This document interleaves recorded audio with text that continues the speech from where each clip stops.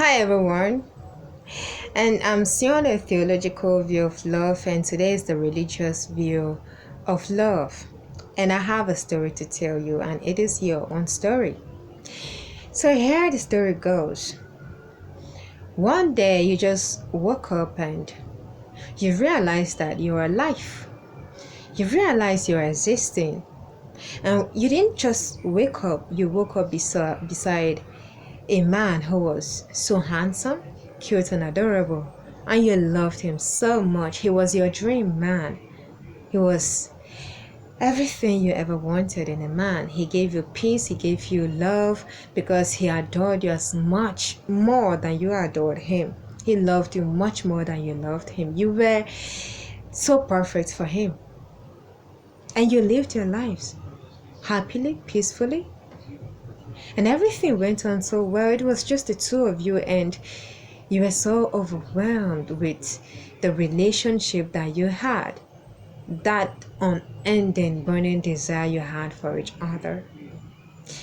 And then to add to this, you needn't stress for anything because everything was literally at your own disposal. You just woke up to seeing everything so beautiful. For every day you woke up to see the beautiful ambience of your environment, which gave you so much peace. It was so serene. You loved it. You had it all. So perfect. You needed cook. You just need to take and eat. You needed toy for anything because everything was just yielding to you on every side. Everything you ever wanted, every type of food you wanted. There was no pain. There was no death. There was no sorrow. There was nothing to worry about. It was just a life full of happiness and peace. And then one day, you slept again, you woke up, and then you saw a stranger. And I tell you that you had a choice to allow the stranger talk to you. You also had a choice to let him go. Well, you chose to allow him talk to you. And just that little moment of him talking to you, it took everything away from you. It took the life that you had. Because you chose to listen and you chose him over the life you had. You obeyed him. And that was when you realized that the life you had was not literally yours, that it was given to you and you had someone to report to. And when he came, he saw that you chose a stranger over him. And so he took that life away from you. He drove you out of that comfort zone because you see, you had everything on a platter of gold. And I tell you that anything gotten on a platter of gold is less likely to last because no effort was put in getting it. And so you went out. And that was when your life became so shattered and battered and ruined. Because everything you started experiencing was so contrary to the life that you had. You now had to be sorrowful, you had to go through pain, disasters had to come to you, you had to toil to eat, you had to go through unbearable pain in bearing forth children, and you knew that you had the command of reproducing. Of course, you needed to see your face in your children, and it became such a great pain. You now became a curse. And so the stranger began laughing at you and mocking you because you lost it all. That was his pleasure, you losing it all. And so the one who gave you the life, he saw everything, and because he loved you so much, he needed to find a way, a substitution to your situation. And so he sent someone, and that is the reason for this day. Because John 3 verses 16, for God so loved the world that he sent his only begotten Son, whosoever believes in him should not perish but have everlasting life. Not just life again, but life everlasting, to replace the life that was taken away from you, right? And so he came, he did everything, and he died, and today he rose up, because this day signifies the day that he rose up. It is Easter Sunday, and happy Easter. And so he redeemed you, and now you have a choice again to choose the life that he has redeemed you for, or to choose to remain in the life that you gave up. What do you choose? And so the religious view of love, until the 18th century, the concept of love in relationships, it was largely based on the principles of God. And the principles of God are the commandments of God, such that if you obey his commands, then you have love and you have a righteous life, right?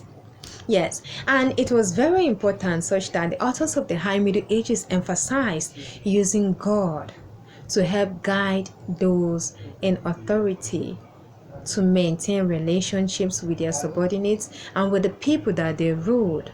You see, love does not just exist between partners, in families alone, or among friends alone, or among colleagues at work.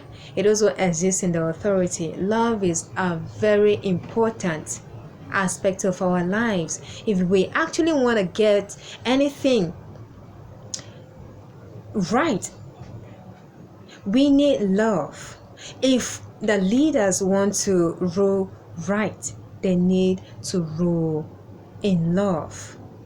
They are going to have it right. You see, all the wars that goes on in the world today, the disasters and everything that goes on in the world today is as a result of lack of love. And I tell you that if you adopt this love, you are going to get it right.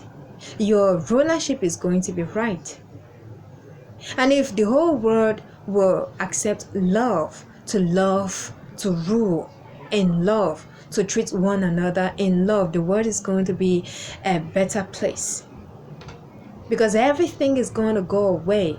There will be a high rate of reduction of sins, and God is going to be pleased with humanity again. But lack of love has made people so wicked, so inhuman, right?